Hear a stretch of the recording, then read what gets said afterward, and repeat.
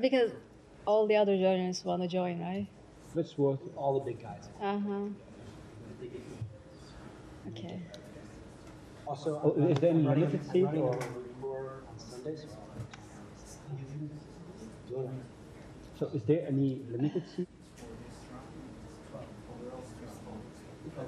What about this guy?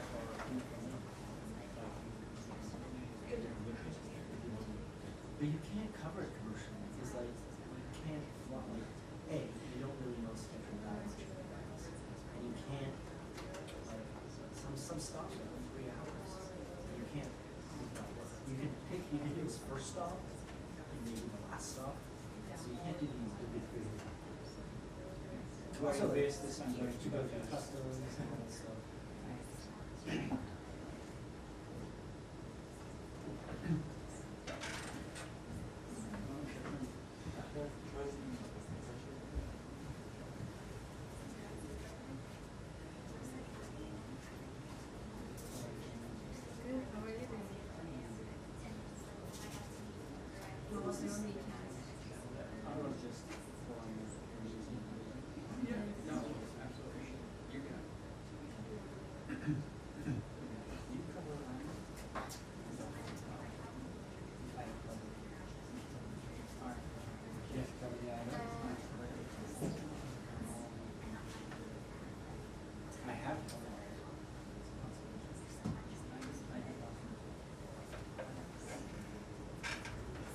It's such a bad job in some ways to have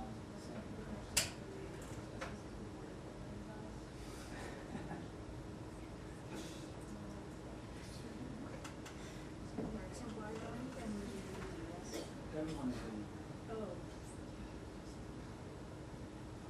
There's none of them. So how comes that like in an election everyone is doing that? Because they don't have a coalition government. Oh, okay. They didn't have many enough seats to form the government. Oh, okay. They didn't lose enough seats to be out.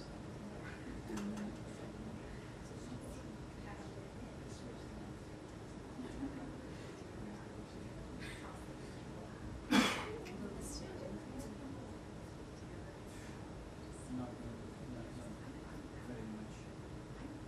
Can you remind me, KD?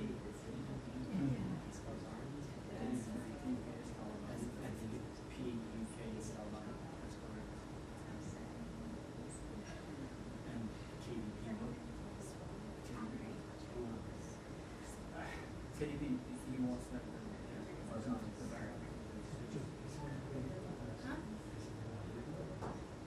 Dün gece duydum ve 3 saatlik uykuyla duyuyorum öyle söyleyeyim. You can imagine it's a major story in Turkey. Only way to interview. I'm so tired. Is it anyone? Yeah, my colleague is there. Like, you know, you can imagine Turkish TVs, everyone is talking about it. Let's see if there's How about you were talking about? I mean, it's a big story. No. It's a big story. People have this amount of surprises.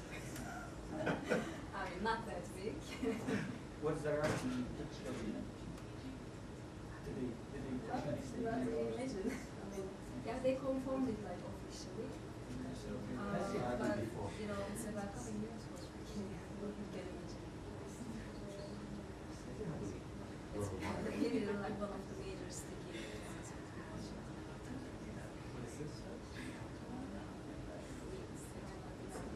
Oh yeah. Natural causes? Was it natural causes? You must be something. Bro, what do you mean? I don't know where I'm going with that. Obvious. I don't know.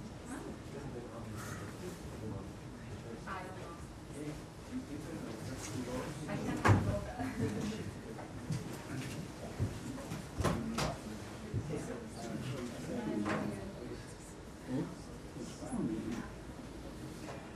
Say, is that all? So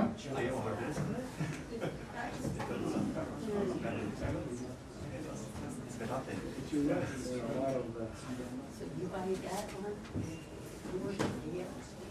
No.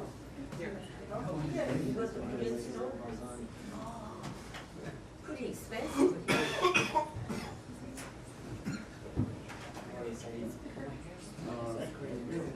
Oh, okay.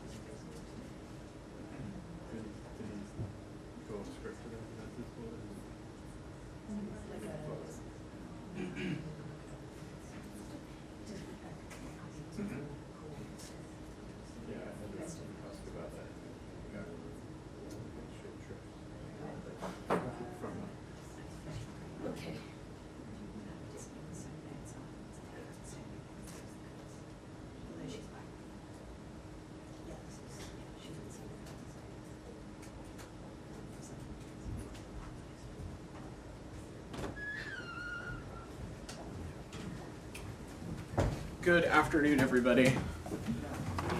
Sorry for making you all wait a little bit more than 2 minutes. I have just one very brief thing off the top, and then I'm happy to dive right into your questions. So the Secretary will be wheels up a little later this afternoon, heading to Israel and other countries in the Middle East. In Israel, the Secretary will reaffirm the United States ironclad commitment to Israel's security and emphasize advancing enduring peace and security for Israelis and Palestinians alike.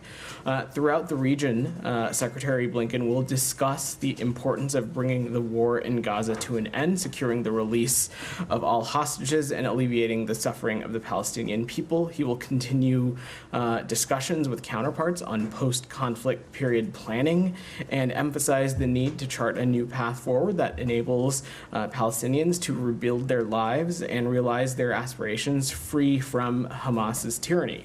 The Secretary will also underscore that additional food, medicine, and other urgently needed humanitarian aid must be delivered to civilians in Gaza. He will also discuss the need to reach a diplomatic resolution in the conflict between Israel and Hezbollah that fully implements UN Security Council Resolution 1701 and allows civilians on both sides of the blue line to return to their homes. And lastly, he will reaffirm the U.S. commitment to work with partners across the region to de-escalate tensions and providing lasting stability. So with that, Matt, you want to kick us off? Sure.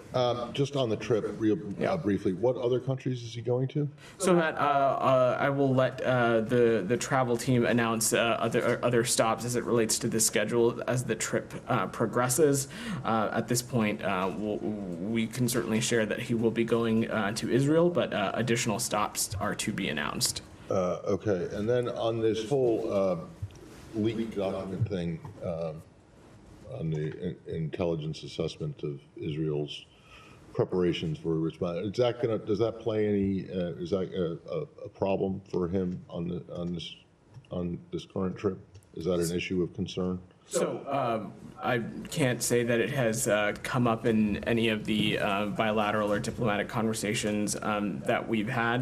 What I can say is that we have seen these reports as well, and as the president said earlier this morning, we're certainly concerned about them, but in terms of the specifics as it relates to this incident, I will let the Department of Defense, the intelligence community, and DOJ speak to it, and I certainly don't expect it to have any bearing as it relates to the Secretary's not only his travels, but the objectives that the Secretary is bringing to this trip. Okay, thank you. Great. Simon, go ahead. Yeah, so with the Secretary on his way following last week's death of Yahya Sinwar, after the death, the administration came out very quickly saying, we see an opportunity to bring an end to this war. We want to get a ceasefire deal. But in the intervening time, the Israelis seem to have sort of doubled down on their approach. There's been a lot of death in northern Gaza. They're also bombing Beirut. Do you feel like that message that this is a time to take advantage of this moment to end the war has been heard from the Israeli side? Well, Simon, that's exactly why he's going to the region, to have these very important conversations with partners in Israel and counterparts in other countries as well. Let's not forget where we were just a couple of months prior, in which the government of Israel had indicated that it had supported the bridging proposal that was in line with the contours of what President Biden had announced earlier in the spring when we were talking about what was needed to achieve a ceasefire in Gaza. And Sinwar continued to be an obstacle. Obviously, we certainly are not going to speculate on the leadership of Hamas or what form that takes, and certainly the same decision that was in front of Mr. Sinwar, that same decision is in front of Hamas, and whatever its leadership will be, in that whether they want to end the suffering of the Palestinian people, if they want to end the suffering that has been brought about them. So we expect the Secretary to talk about all of these issues. We feel strongly that there is an opportunity to move the ball forward as it relates to getting a ceasefire accomplished. I'm not going to speculate on any immediate end product or outcome, but we feel that it is important to engage not just with the Israelis but also other partners in the region to continue to have these important conversations for all the reasons that you mentioned. There continues to be a need to address the humanitarian situation. We obviously want to ultimately see the violence to stop as well. So these are all things that we'll continue to discuss. And at this point, so we understand where we are, there isn't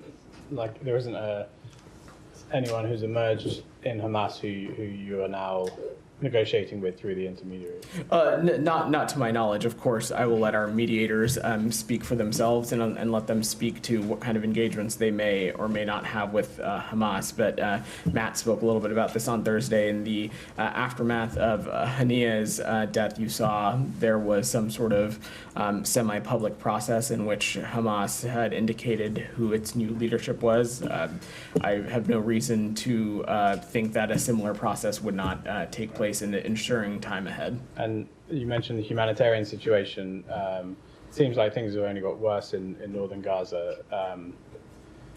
You had this 30-day ultimatum that you've given to the Israelis. I wonder if you could give us an update on have they made any progress towards what was laid out in the letter? So as we talked about last week, we have seen some progress on some of these things. As we saw last week the reopening of the route from Jordan. We also saw the Erez crossing in the north reopen, talking about some of the efforts that we saw last week. Look, certainly nobody in the U.S. government is going to stand in front of you and say that we are satisfied or find the humanitarian situation in any part of Gaza satisfactory. And these are one of the things that we expect the Secretary to raise directly and discuss, not just with partners in Israel, but other counterpart countries, on what more can be done to get humanitarian aid into Gaza. A number of border crossings, to answer your question specifically, Simon, are open. We are seeing truckloads enter the Gaza Strip, and we'll continue to press for more. Absolutely more is needed. More food, more water, more humanitarian aid overall. Just on the situation in northern Gaza, it doesn't seem like the humanitarian situation has improved dramatically, and there's been an increase of bombings, lots of deaths reported, lots of airstrikes.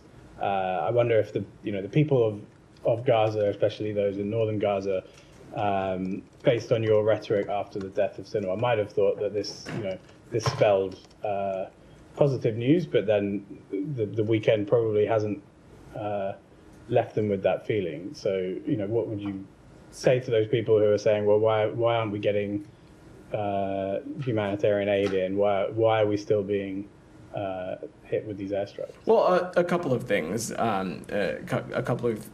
Simon. First, as it relates to the letter that Secretary Blinken and Secretary Austin sent to Israeli counterparts, it had a 30-day stipulation, and there are a number of factors in that letter, of course, in which that we have not seen the totality of progress achieved. That being said, we have seen some positive steps in the right direction from last week, and we have seen some of that continue.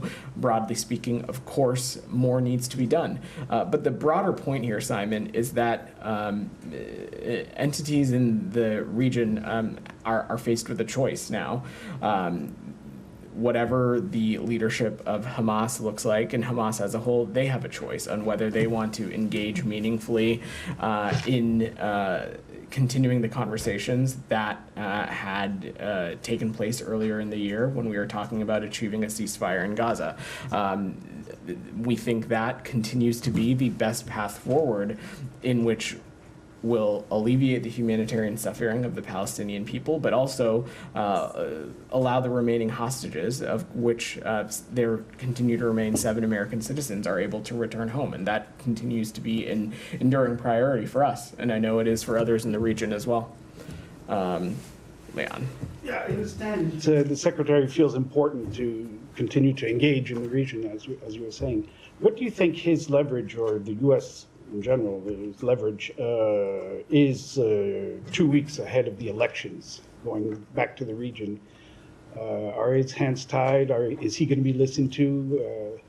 Can anything happen? Leon, I kind of respectfully disagree with the premise of the question, and I'm going to evoke what many of you have heard Secretary Blinken say pretty regularly, is that, in this department and in his role as Secretary of State, and I would say that extends to all of us that work for him, we don't do or engage in politics. We are engaged in policy, and what I can say unequivocally is that pursuing a ceasefire as it relates to Gaza, pursuing a ceasefire in Gaza is in the interest of course, the Palestinian people, because it will allow an additional influx of humanitarian aid, create the conditions, hopefully, for further conversations to happen so that we can see a independent Palestinian state and a Gaza Strip that is no longer a springboard for terrorism on the Israeli people, and a Gaza Strip that is hopefully unified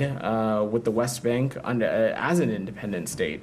It is in the interest of the Israeli people, because, again, for far too many years, they have been living under the threat of terrorism and proxy groups and malign actors in the region. It is, of course, in the interest of the United States, and it's in the interest of American citizens. First, the Middle East region is a region in which there are a number of American citizens who live there and call it home. But beyond that, the United States, the American people, it is in their interest to see a region pull itself out of these endless cycles of violence that we have seen for far too many years, that date back further than October 7th. So it's not about leverage, Leon. It is, what do we want to see that is the best thing that can happen for the region, that is in the interest of the American people. And pursuing a ceasefire in Gaza, continuing to have conversations with counterparts of what a post-conflict period can look like. All of these things are in the United States' interest, and all of these things are in the interest of the American people. And that is true, irregardless of whatever may come when it comes to our elections. Yeah, I'm not so sure about that, but just to move on very quickly, Lebanon, do you condone strikes against the financial institutions that struck the affiliates to Hezbollah? And there's now considerable damage in southern Beirut. So is it going to become another Gaza? Look, Leon, we've been pretty clear and consistent about the fact that we do not want to see regular and daily strikes into Beirut. As it relates to these specific financial institutions that you're asking about, Leon, I've seen those reports, and I'd let the IDF speak to its current operations. I, from up here, could not offer any analysis on what kind of role they may or may not have had as it relates to Hezbollah's broader infrastructure, whether it be financial or otherwise. I'm not saying that they did or didn't. I'm just saying I can't offer that assessment from up here. Broadly, though, our call continues to be the same, that Israel needs to do everything it can to not target civilian infrastructure and abide by international humanitarian law. And in all of its operations, needs to take every possible measure to minimize impacts on civilians and civilian infrastructure. This is something that Secretary Blinken has raised consistently with engagements that he's had with counterparts, but it's also something that President Biden raised with the Prime Minister earlier in the year as well. Nick, go ahead. There's new reporting that the State Department is investigating an IDF unit for alleged sexual assault of Palestinian detainees. Is that true? And if so, what additional detail can you provide on that? And then separately, just wanted to ask if the State Department is still facilitating flights out of Lebanon. So on your first question, Nick, I just wouldn't speak to deliberative processes in detail. What I can say is that in any country where we have a security relationship, we of course have processes in place to assess and look at things when certain facts are raised or facts are brought to the United States. In all these places, it's our obligations to do so. But what I can say is that I have no news to share or anything to announce in the context of any sort of policy designation with respect to Israel. And as I said, we wouldn't speak to deliberative and ongoing processes. And on Lebanon, so I appreciate your question. A couple of updates on that. So our most recent U.S. government offered flight was on Thursday of this past week, on Thursday, October 17th, to Doha, and we expect another flight to take place on October 23rd, this coming Wednesday. As many of you who have been following this issue closely, we will continue to organize flights based on demand. Obviously, with the next flight being on Wednesday, we have moved away from a daily cadence, but we will continue to look at what demand is and make adjustments to the contract as we need in either direction. And we'll continue to assist U.S. citizens with seats on commercial flights, which are available daily to a range of destinations. Camilla. Thanks. Biden's envoy, Amos Hochstein, is in Lebanon. He had said that UN Resolution 1701 is not enough, and that Israel and Lebanon need to be working on a formula that brings an end to this conflict once and for all. Can you give any more details on what he was referring to, whether that's on the ground forces? Obviously, we know he's talking to political figures, and the goal for the US is to get a political resolution, but is he talking more about the immediate term in terms of troops on the ground, forces? So I think if you look back at Special Envoy Hochstein's statement specifically, what he said is both sides simply committing to 1701 is not enough. And certainly we would agree with that. What we want to see ultimately in any diplomatic engagement is action. And then, of course, in the context of northern Israel and southern Lebanon, what we want to see is the effective implementation of 1701. Of course, a commitment to such a thing would of course not nearly be enough. What we want to see is something in action. But that being said, we are continuing to work with the government of Lebanon, the state of Lebanon, as well as the government of Israel to get a formula that brings this this conflict to an end for once and for all. We are ultimately seeking out a diplomatic resolution. Our North Star and our goal here continues to be creating the conditions that will allow civilians on both sides of the blue line to return home. And can I ask about this Axios reporting earlier today? There was it's reporting that that Israel gave the US a document saying what its demands are for ending the conflict with Lebanon, and part of that document was effectively saying that it can enforce, i.e., target anywhere in the country, as part of enforcing what it wants for ending the war. Do you have any? So I've not seen that reporting, and I certainly am not sure what that document is referring to. Again, in the context of Lebanon, we have been very consistent for many days and weeks now of what it is that we exactly want to see. We, of course, are not being naive about Hezbollah and the terrorist organization, and they have had a stranglehold on much strikes of Beirut, and we want to see every possible measure taken to protect civilians. But beyond that, we ultimately want to see a diplomatic resolution. Of course, one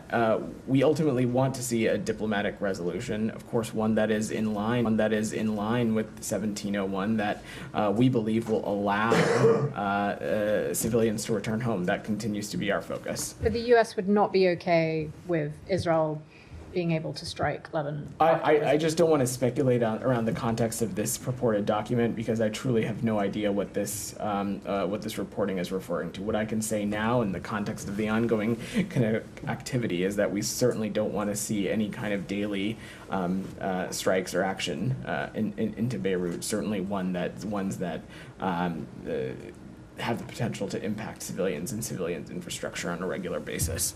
Saeed, go ahead. Thank you, Vedant. Now, you keep insisting that Israel has accepted the proposals suggested by the president on May 31, and in fact adopted in a UN resolution, a Security Council resolution on June 10. So can we expect that during the Secretary's visit this time around, that the Israeli Prime Minister will say he adheres to the proposal as was submitted and adopted by the United Nations. Zaid, that is a question for the Israeli Prime Minister's office and the government of Israel, and certainly we are not spokespeople for them, and I will let them speak to whatever it is their approach is now in the immediate after days of Mr. Sinwar's death. What I can speak to is what the United States approach is, and that, Zaid, you heard me speak to Leon and Simon a little bit, in that for many, many, many months now, Mr. Sinwar had been the major obstacle to getting to a yes. Of course, time has passed since then, and there need to be continuing conversations that need to be had. Details as it relates to the proposal continue to need to be ironed out. And ultimately, this is a decision that only the Israelis can make and the Israeli Prime Minister can make. But what the message that the Secretary will be bringing is that a ceasefire in Gaza, one that ends the conflict, one that allows an additional influx of humanitarian aid, one that creates the conditions for the remaining hostages, including the remaining 7 American citizens, to return home. That is in the interest of the Israeli people, the Palestinian people. It is certainly in the interest of the United States and the American people, and that is what we will work collectively to pursue, but also in close coordination with partners in the region, because the day after period is also vitally important as well, to make sure that we keep the region on track so it stops getting out of these endless cycles of violence. Yes, but since it was an Israeli proposal to begin with, you expect that the Israeli government will come out and say, this is the proposal we accept. I'm just asking you. I'm not going to speculate on any announcements that may or may not come out of this trip. I, of course, have no doubt that you'll be paying attention to the Secretary's trip closely, and I will let him and or the government of Israel speak directly. Mm-hmm. Well, let me ask you about a massacre that took place on Saturday in Beit Lahia. 100 people were killed, maybe more, many more injured. It was mainly civilians. I know Israel liked to say, under the pretext that there were fighters there, but we have seen, by irrefutable evidence that Hamas fighters fight in 2s and 3s, as we have seen, and their leader was fighting in 2s and 3s and so on, because it is more effective and it's safer for them. So why is it so difficult for the United States of America, that has always adopted and espoused high standards on human rights and so on, why is it so difficult to condemn the massacre of civilians in this very case? Said, when we have seen action that has impacted civilians, when we have seen actions that have impacted civilians in a disproportionate way, we certainly have spoken to it. And of course, in the context of Gaza, we have not been unambiguous about the concerns that we continue to have about its impact on civilians, both in the death toll, but also in the humanitarian impacts. And these are one of the things that we expect the Secretary to raise and continue to engage on his travels. But you do condemn the deliberate and wanton killing of civilians, don't you? Of course we do, okay. Said. Right. Let me just follow up on this very issue.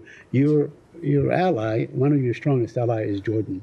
And this is what Ayman Safadi said yesterday. He said the horror Israel is bringing on the entire population of northern Gaza isn't human. It is pure evil and war crime that humanity should not tolerate. Do you agree with the Foreign Minister of Jordan, your good ally? I've not seen Mr. Safadi's comment, Said, and certainly I'm not going to get into a public discussion or speak to private diplomatic conversations up here. What I can say is that we know that Jordan shares the United States' commitment of what we want to see for the region, which is ultimately, of course, regional stability and as well protections for civilians. We all have a strong interest in trying to create an environment in which people involved in this conflict can return to their homes and live safely and securely. Certainly, that includes the Palestinian people, and that is something that we are going to continue to work towards, and it's something that we're going to continue to work towards in close coordination with our Jordanian partners as well. Lastly, I have on aid, please. Yeah. Now, just to follow on what Simon asked. Yeah. Now, your 30-day thing. I mean, Israel banned 6 organizations from getting aid into Gaza. Do you feel that Israel feels that it has this 30 days to do whatever it wants, that it can take whatever, comfort that it can continue to prevent aid from going in. In the meantime, Said, you have 400,000 people that are being starved to death and now burnt to death. Said, I couldn't speak to what Israel thinks or doesn't think. What I can speak to is the approach that the United States is taking, which is that we want to see the humanitarian situation in Gaza significantly improved, and that, of course, that 30-day thing that you're referring to, it was a letter from the Secretary of State and the Secretary of Defense laying out very clearly of what expectations we had and what changes that we want to see. And I'll add, it is simply just a reflection of U.S. policy. We are always going to appropriately enforce the laws that we are bound by, which is, of course, that when we have countries in which we have security relationships with, when we have humanitarian conditions as such, there are certain expectations and metrics that we need to see, and we will continue to push them to see those, and I have no doubt that the Secretary will raise this directly. Alex, go ahead. Yeah. Just a few topic. Moldova. I was wondering if you have anything to add to what White House told us about the elections. If there's any lesson that you guys have learned about Russian meddling, the tactics of Russian meddling, and any response, any punishment, any reaction from the West we should expect in the coming days. So I certainly, Alex, I would not preview any actions from up here, but we would commend the Moldovan people for their participation in the October 20th election and referendum. And as we approach the second round of presidential elections on November 3rd, we'll continue to support Moldova's commitment to ensuring a credible and democratic process. As it relates to the second part of your question, we and other international election observers noted some reports of malicious cyber activity, disinformation, and other things that are consistent with what we've seen the Kremlin do elsewhere and what the Kremlin has supported in its intent to undermine Moldova's sovereignty. But in terms of the results as it relates to the referendum, Alex, we also congratulate Moldova for the passage of the referendum ensuring the EU path in their constitution. Our viewpoint continues to be that Moldova's future is in Europe. As it relates to these allegations, we certainly would want them to be investigated and resolved through appropriate, transparent legal processes, but I'm not going to speculate anymore on that. Thank you. Moving to Ukraine, I know my colleagues asked about North Korea, but North Korea is sending troops to Russia to fight in Ukraine. White House told us this morning that they are still investigating that. Well, the topic came up 2 weeks ago in this room, and I'm just having trouble understanding why does it take this long? Is it an intelligence failure, or is it lack of trust in your allies? Is Ukrainian intelligence? South Korea put it out there, it's public. Why is it taking this long? So, Alex, I'm certainly not going to get into or speak to ongoing processes that may exist to verify or ascertain certain information, but specifically as it relates to the question you asked, we have seen reports that the DPRK has sent soldiers to fight alongside Russian security services. We're unable to confirm whether these reports are accurate, but if true, it would mark for a dangerous and highly concerning development in Russia's war against Ukraine, and we'll continue to consult with allies and partners on the implications of such a dramatic move. But I want to be very clear about something, Alex. If this is accurate, it would also demonstrate what we would view as Russia's growing desperation in its ongoing war of aggression. It is not hyperbole to say that Russia is suffering extraordinary casualties on the battlefield every day due to the effectiveness of the Ukrainian military. And if Russia is indeed being forced to turn to the DPRK for manpower, this would be certainly a sign of desperation on the part of the Kremlin. Well, I've heard that line before. I mean, in fact, this is the line we've been hearing for two weeks now.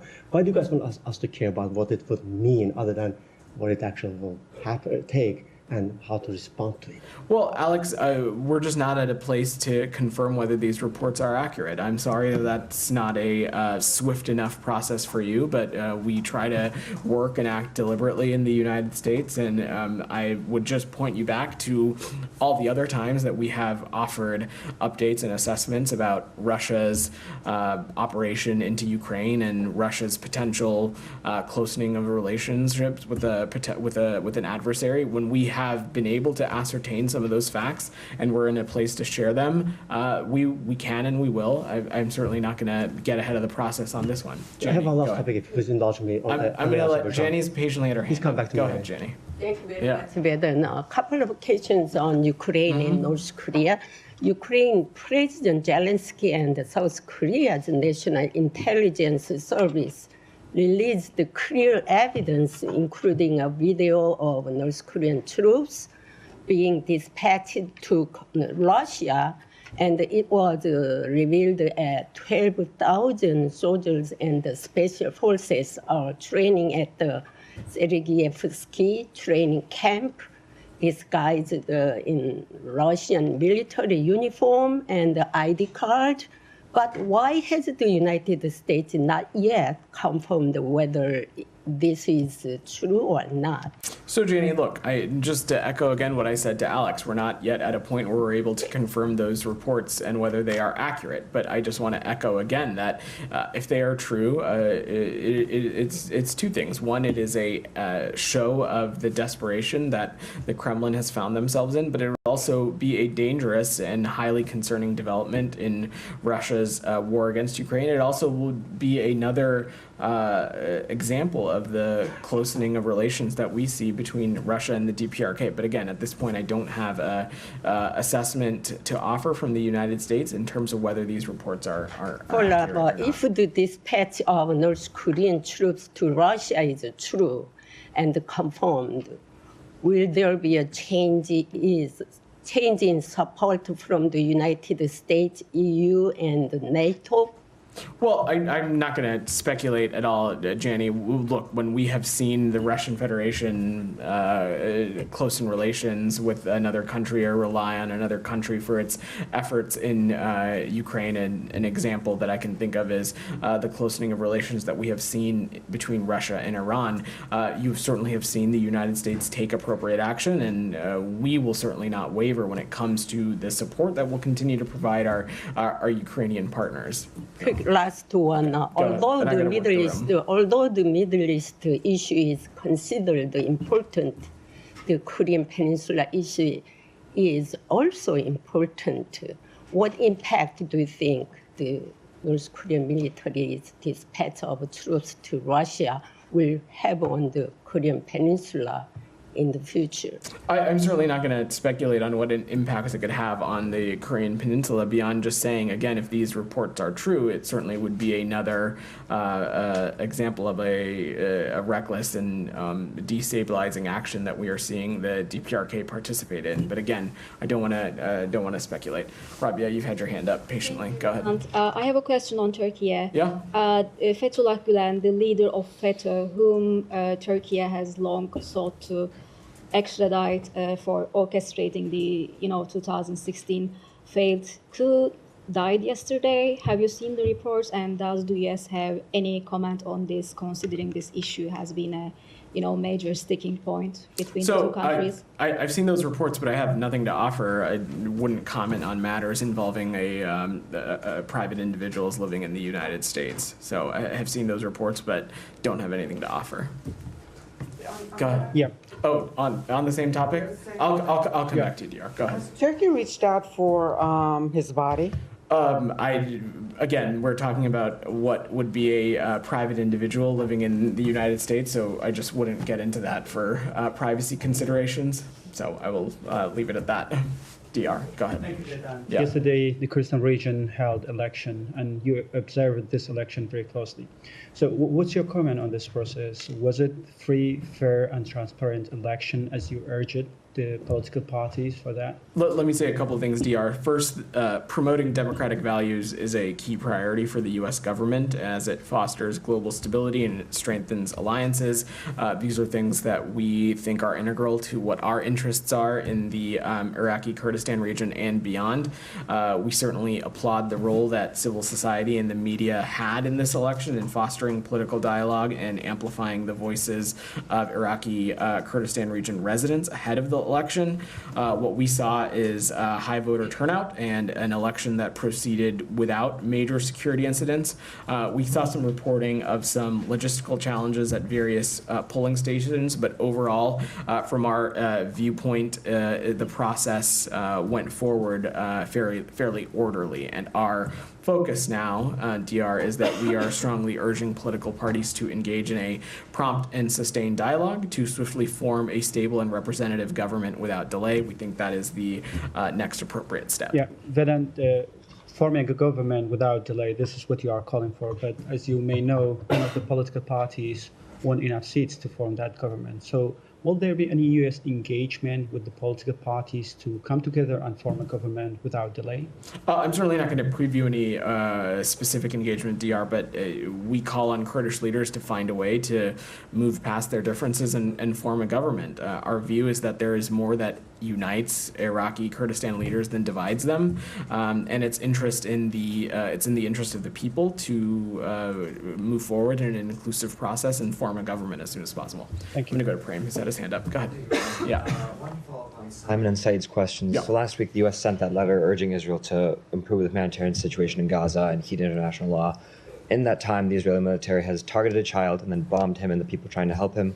Band-Aid organizations repeatedly bombed a refugee camp, attacked the remaining hospitals in northern Gaza, killed 4 engineers fixing water systems, rounded up people, tied them, blindfolded them, bombed an UNRWA shelter, and killed a 59-year-old woman as she harvested olives on her land in the West Bank. What does it mean if the Israeli government responds to U.S. requests to follow international law by committing possible violations of international law? So first, Prem, I just want to be very clear that as it relates to the specifics of some of these operations, I will let the government of Israel and the IDF speak to that. The point of the letter also was to provide a timeline in which we wanted to see certain factors as it relates to the flow of humanitarian aid into Gaza and addressing humanitarian concerns addressed. The timeline for that we are not at the end of that process, and so I am certainly not going to speculate or draw conclusions or assessments on that when we are still within that time frame. What I can say unequivocally is that we want to see the humanitarian situation in Gaza addressed. We, as Matt spoke about last week, we saw a couple of benchmarks move forward, specifically the opening of some crossings. That is, of course, a positive step in the right direction. Not at all conclusive, and certainly not at all satisfactory to a lot of the things that we laid out in the letter. There was also a couple of other things that we wanted to see, particularly as it relates to how evacuations are undertook and a couple of other efforts. That work certainly still remains, and certainly there is still a lot of work that needs to be done as it relates to addressing the humanitarian situation. And I expect these are some of the specific things I expect the Secretary to raise. And on top of that, we have been unequivocal that as these operations are conducted, that every possible effort needs to be taken to minimize impacts on civilians and civilian infrastructure. And if you'll just allow me to address your last point about the woman who is harvesting olives in the West Bank, these reports are incredibly concerning. We understand that the IDF has taken some additional initial steps, that the officer was suspended. The IDF has released a statement that an investigation has been opened by the military police. The commander has been suspended from her position until this investigation concludes. And our expectation is that Israel investigate this thoroughly, swiftly, transparently, and it seeks accountability in this incident as well. And I will just note that it is not lost on us that the annual olive harvest is major economic activity to Palestinian people and to the Palestinian economy, and we believe that Palestinians need to have access to their land to conduct these kinds of harvests when appropriate. So that reminds me, after the killing of Aishnor Egi about a month and a half, 2 months ago, the department mentioned how, this shows that it seems that the Israeli military needs to really consider and reconsider its rules of engagement. What does it say that not only, I know you mentioned that there's been accountability for the soldier, allegedly, who killed the 59-year-old woman, but there's specifically this case of a child being targeted, and as he calls for help, as people descend upon him to help him, they get bombed. I know you said you won't comment on all of these operations, but is that an operation? That just seems like a killing. I'm not going to, again, speak to these incidents in specificity, but I can say, Prem, that what we had said before, it continues to be the case, and it continues to be that we want to see some changes when it comes to military engagement and the rules of engagement, particularly as it relates to the West Bank. That continues to be something that we want to see. Okay, and then finally, just a finer point. The department last week said the reason the U.S. gave Israel 30 days to improve the situation in Gaza was to give them enough time to cure the problem. You just said that this letter was also about affirming existing U.S. policy. So what exactly happens if the Israeli government doesn't heed U.S. policy? 23 days from now, if these bombings continue, these capturings, these killings continue, as they have for the past 380 days, what specifically will the U.S. do? So I'm not gonna speculate on what may or may not happen, Prem. I can say, and you heard Matt say this last week as well, we of course will appropriately enforce what U.S. law is. We are bound by the laws that govern our government and of course govern the security relationships that we have with any particular country. I'm not gonna speculate what that process is. There is still quite some time before we're at that point. We hope that we don't have to get there. Our hope is that we see some effective remediation in efforts surrounding humanitarian access and humanitarian aid, and we hope that we don't have to get to that point. So I will continue to let that process play out. I know that this is something that is important to the Secretary, and he'll be raising it with counterparts on this trip. Why hasn't it been enforced up to this point? You mentioned earlier that with regard to humanitarian aid, you've seen some positive steps over the past week. Is this a consequence of the timeline set by the U.S. in terms of improving humanitarian supplies? You'll have to speak to the Israelis and members of their government involved in the provision of humanitarian aid, whether it is a byproduct of the letter or not. What I can say is that outside of course, the letter, which, as Matt spoke about, was intending to stay private, we have talked about humanitarian aid and the importance of it through a relevant counterpart and diplomatic channels, and so this is a round-the-clock effort, not solely just through this letter. And so we consistently have raised concerns around humanitarian issues when we have seen things happen, whether it be crossings close or certain access points not be as easily accessible.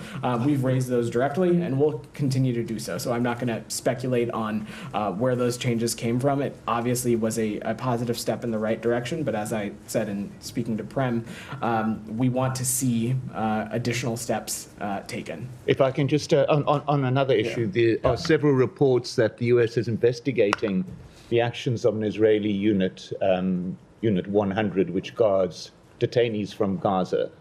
Can you comment on that at all? This is what happens when you come to the briefing a little tardy. I spoke to this question already, so I will I'll point you back to the transcript, but just say broadly that we certainly would not speak to any kind of ongoing efforts that we may have or have not in place as it relates to any country in which we have security relationships with. We just wouldn't speak to that. Jalil, go ahead. Thank you very much, Matt. Thank you very much. First, a quick thank you to the State Department for finally giving me a hard pass. I got it after 10 years, so thank you. Buckle up, everybody. And a quick compliment to you and Matt that these last 2 weeks before elections are left, and you guys are doing a wonderful job. So I just want to salute you on that. Thanks, I guess. Quick 3 questions, sir. Number one, in Pakistan, one of our journalists known, Hamid Mir, is like Anderson Cooper in Pakistan. He had reported many years ago that a big news media owner and a journalist, writer himself had paid this much amount. I think in those years it was like $4 or $5 million to buy these member of parliaments, like horse trading was done. That gentleman was my father, by the way, that he was writing about. During this weekend, a similar incident happened, but this time the congressman, the female even congressman, whose video I had shared with your colleague, their kids were kidnapped. Even their handicapped kids were kidnapped. While they were standing in the Senate, they were shivering.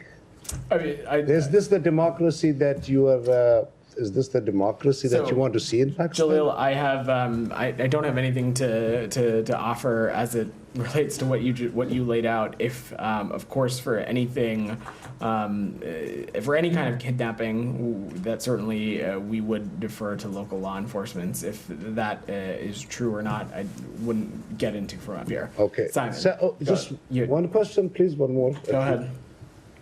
Actually, two more, but one more would. You can do one more. Then Simon's had his hand up pretty patiently an Oxford for a while now. An Oxford graduate running the biggest charity cancer hospital, running one of the biggest charity university in the country.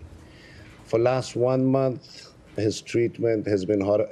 His two sisters are arrested. His wife is arrested. His nephew is arrested. Is there a question, Jalil? Are there any human rights that your ambassador tells you that if on such level human rights are violated, do you know what is happening on like normal guys level? Jalil, we engage on human rights regularly and with all countries with which we have relationships with. That is at the forefront of our engagements. And in the context of Pakistan, of course, it is something that we raise directly through our ambassador and through others as well. I don't have any specifics to offer. Please follow up a small one on Simon's that. had his hand up Just for a while. Small one Go on ahead, that, Simon. Matt. Come on. I wanted to come back to one of your answers to Leon earlier on the Hezbollah financing. Mm-hmm. So this bank organization, Al-Qad Al-Hassan, it's been under OFAC sanctions. I just wanted to kind of go back to your answer to Leon though. You talked about sort of civilian infrastructure should be avoided, but if Israel is like specifically saying they're going to go after this financial institution, is that okay under the sort of terms that you guys have set out about this bombing campaign? So Simon, if there are, of course, Hezbollah fighters or Hezbollah infrastructure operating from such a facility, that would, of course, we'd support the degradation of Hezbollah and the degradation of Hezbollah infrastructure. Well, the point that I was raising to Leon is the specifics in which how this institution may or may not ladder up or feed into Hezbollah's financial network. I'm not an expert in that, wouldn't be able to speak to that from here. Perhaps OFAC might be a place to speak to. But the broader point that I was making is that even when those kinds of operations are being undertook and those kinds of Hezbollah infrastructures are being targeted, that every possible measure needs to be taken to minimize its impact on civilians. But when you talk about targeting Hezbollah, does that include this financial infrastructure, which also serves civilian purposes? It's kind of, it's straddling a line between a militant group and doing services for the public. So I guess you've given them sanctions for aiding Hezbollah, which you consider a terrorist organization. But does that mean banks that deal with funding for terrorism are now legitimate targets for airstrikes? Ultimately, Israel is a sovereign country and will make its own targeting decisions. Whether they're in any facility, and this is consistent. It's been our consistent approach, is that in any facility or institution, whether it is when there are civilians, every possible measure needs to be taken to protect and minimize civilians and the impact on civilians.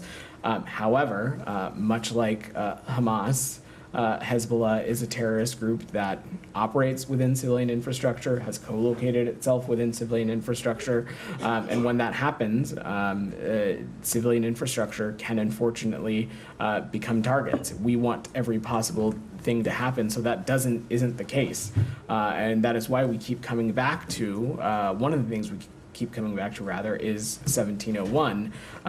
because in that agreement in 2006, Hezbollah was supposed to lay down its arms, and had they done so, we would not even be in this situation right now. So again, don't have any specific thoughts to offer as it relates to this particular institution. Israel will ultimately make its own targeting decisions, but even when there are terrorist actors at or embedded within civilian infrastructure, appropriate measures need to and should be taken to minimize its impact on civilians. They make their own targeting decisions, but they're using your weapons, so you do have some legal requirements to have some influence on that. But just to be clear, what you mentioned Hamas as a kind of parallel to this, I think it's pretty clear that Israel's approach to Hamas has been every official, whether they're militant, whether they've ever picked up a weapon, if they're part of an organization called Hamas, is a legitimate target, right? That's been their policy in Gaza. I'll let them clarify their approach. Simon, it's not for me to speak to. If that's their policy in Lebanon, Hezbollah is a slightly different organization. Hezbollah has political representation. I'm just hypothetically, there could be people working for this financial organization who have no connection to militancy, in that they've never committed a violent act. Well, but your position seems to be that it's okay for them to be... Simon, Hezbollah ultimately is a terrorist organization. Hezbollah is a terrorist organization that has American blood on their hands, it has Israeli blood on their hands, it has Lebanese civilians' blood on their hands, and we of course support efforts to hold them accountable, to degrade them, and to degrade their infrastructure. While those operations are being conducted, we of course want to see every measure taken so that impacts on civilians are minimized. I'm just not going to... I'm just not going to, I don't have any other assessment to offer on this beyond that. Jackson, go ahead, and then we'll probably wrap. Is there any comment on reports of Israeli forces demolishing a watchtower and perimeter fence at a UNIFIL outpost in Lebanon yesterday? We've seen those reports, and we've asked our colleagues in the IDF for additional information, and I will let the Israeli Ministry of Defense answer any questions about those operations. But we have been clear with all parties that there needs to be protections of UNIFIL personnel and facilities. UNIFIL operates in Lebanon under a mandate from the UN Security Council, and these facilities and these individuals must not be harmed. And does the department have any comment about the arrest of U.S. citizen and journalist Jeremy Lafredo in Israel earlier this month? Last we heard a district court ordered Mr. Lafredo to remain in Israel until October 20th for police questioning. What's his current status? My understanding is that Mr. Lafredo has left Israel. Okay. Gita, go ahead. Thank you. Thanks, Vedant. The Commerce Department today removed the technology company Sandvine from its entity list, citing changes in the company's that the company made to its corporate governance and practices. Now, the company was added earlier this year to the list after evidence surfaced that Sandvine technology was used to conduct mass web monitoring targeting human rights activists. Now, I was wondering whether the State Department shares the Department of Commerce's view that Sandvine's remediations were significant enough for this action. So we strongly supported the original commerce action to add Sandvine to the entity list in February of this year. That's consistent with this administration's approach to countering the misuse of surveillance and other technologies as it relates to human rights abuses. And we worked alongside Commerce over the past several months to closely monitor the reforms that Sandvine has undertaken in response to its entity listing. And we agree with Commerce that these significant remedial steps to its corporate governance and business practices were effective enough for the designation to be removed. All right. Thanks, everybody. Thank you.